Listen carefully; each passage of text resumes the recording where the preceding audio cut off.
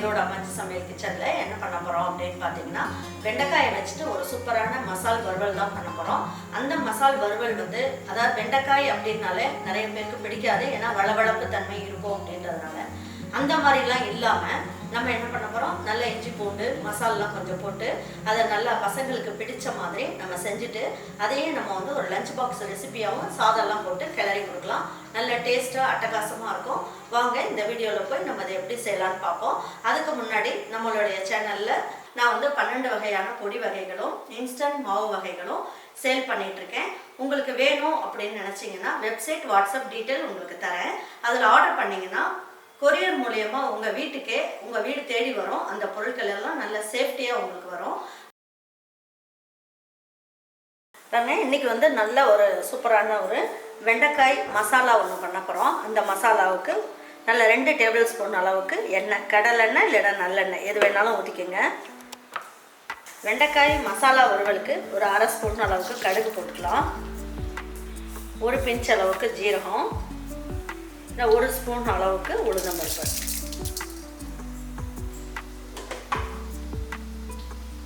உளுந்தம்பருப்பு கடுகு எல்லாமே நல்லா பொரிஞ்சிருச்சு. இந்த அளவுக்கு பொரியணும். இப்போ இதில் 1 இனுக்கு அளவுக்கு கருவேப்பிலை போட்டுக்கலாம். நல்ல ஒரு பெரிய வெங்காயமாக எடுத்து அதில் பாதி அளவுக்கு மட்டும் எடுத்து நீல வாக்கில் கட் பண்ணிக்கோங்க. இந்த வெண்டைக்காய்க்கு தேவையான அளவுக்கு உப்பையும் இந்த வெங்காயத்துலேயே போட்டுடலாம். இந்த ஸ்டேஜ்லேயே நம்ம வந்து என்ன பண்ணணும், வெண்டைக்காயை போட்டுடலாம். ஏன்னா ரொம்ப நேரம் கழித்து போட்டோம்னா வெண்டைக்காய் வதங்கும் போது இந்த வெங்காயம் வந்து கருகி போயிடும். நான் வந்து ஒரு 1/2 கிலோ அளவுக்கு வெண்டைக்காயை நல்லா கழுவிட்டு தொடச்சிட்டு கட் பண்ணி வச்சுருக்கேன். இதையும் போட்டுடலாம்.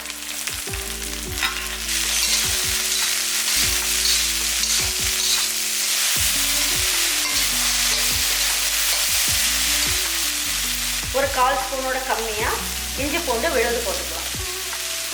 பிடிக்காதவங்க அவாய்ட் பண்ணிடுங்க. இஞ்சி பூண்டு சேர்க்குறவங்களா இருந்தால் இந்த ஸ்டேஜில் போட்டுக்கலாம்.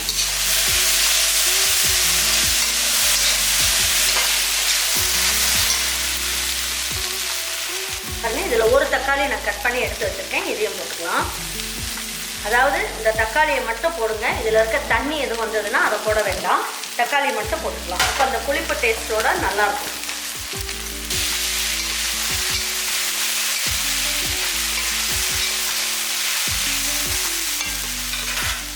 பாருங்க, காரத்துக்குன்னு பார்த்தீங்கன்னா நான் பச்சை மிளகாலாம் எதுவும் சேர்க்கலை. இது நம்ம வீட்டில் வாங்கி செஞ்சு வச்ச மட்டன் மசாலா பொடி. இது வந்து நம்ம என்ன பண்ணலாம், இதில் பட்டை, கிராம்பு, ஏலக்காய் எல்லாமே இருக்குன்றதுனால ஒரு 1/2 ஸ்பூன் அளவுக்கு இதை போட்டுக்கலாம். கொஞ்சம் ஸ்லோ ஃப்ளேமில் வச்சுட்டு வதக்கிக்கலாம். அப்படி இந்த மட்டன் மசாலா அது மாதிரி இல்லாதவங்க நீங்கள் என்ன பண்ணலாம், ரெட் சில்லி பவுடரும் மல்லித்தூளும் சேர்த்துக்கோங்க.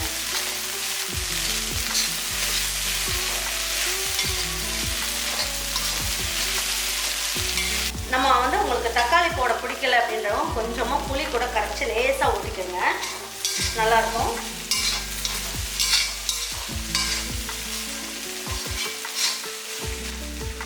தட்டை வந்து மூடி வச்சிடலாம். இது வந்து நல்லா ஸ்லோ ஃப்ளேமில் வச்சுருங்க. ஒரு 2 நிமிஷத்துக்கு தட்டை வச்சு மூடி இருக்கட்டும். அதுக்கப்புறம் என்னென்ன போடலாங்கிறத சொல்கிறேன். நம்ம இப்போ எடுத்து பார்ப்போம். பாருங்கள், இந்த வளவளப்பு தன்மையெல்லாம் இல்லாமல் நல்லா பாருங்க, நல்லா பூ மாதிரியே வெந்துருச்சு. 1 ஸ்பூன் அளவுக்கு தேங்காய் துருவல், கொஞ்சமாக மல்லி இலை போட்டுட்டு நல்லா ஒரு வாட்டி பிரட்டி விட்டுக்கலாம்.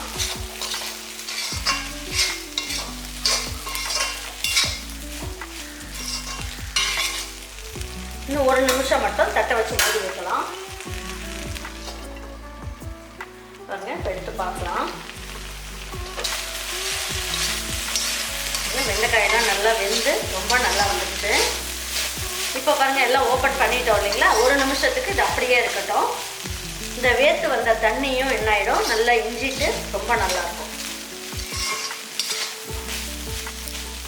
நம்ம இதில் தண்ணியெல்லாம் எதுவுமே சேர்க்கலை. இந்த ஆவிலேயே நல்லா வெந்துருச்சு.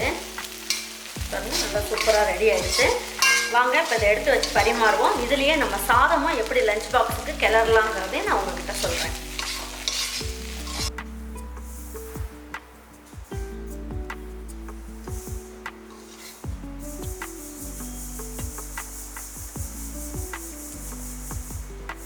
வாங்க இப்போ வந்து நம்ம இதை வந்து ரச சாதத்துக்கு வச்சு சாப்பிடலாம், மோர் குழம்புக்கு வச்சு சாப்பிடலாம், சாம்பாருக்கு, புளிக்குழம்புக்கு இது எல்லாமே ரொம்ப பெஸ்ட்டு காம்பினேஷன்.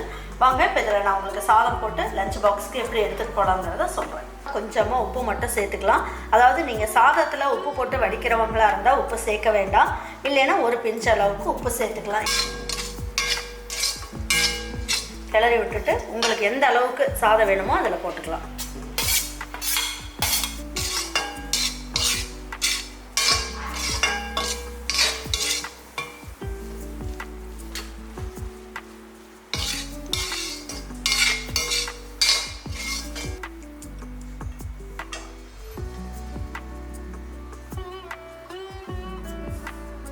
வெண்டைக்காய் பிடிக்காத பிள்ளைங்களுக்கு கூட இந்த மாதிரி வெண்டைக்காய் சாதம் பண்ணி கொடுத்தீங்கன்னா நல்லா சாப்பிடுவாங்க.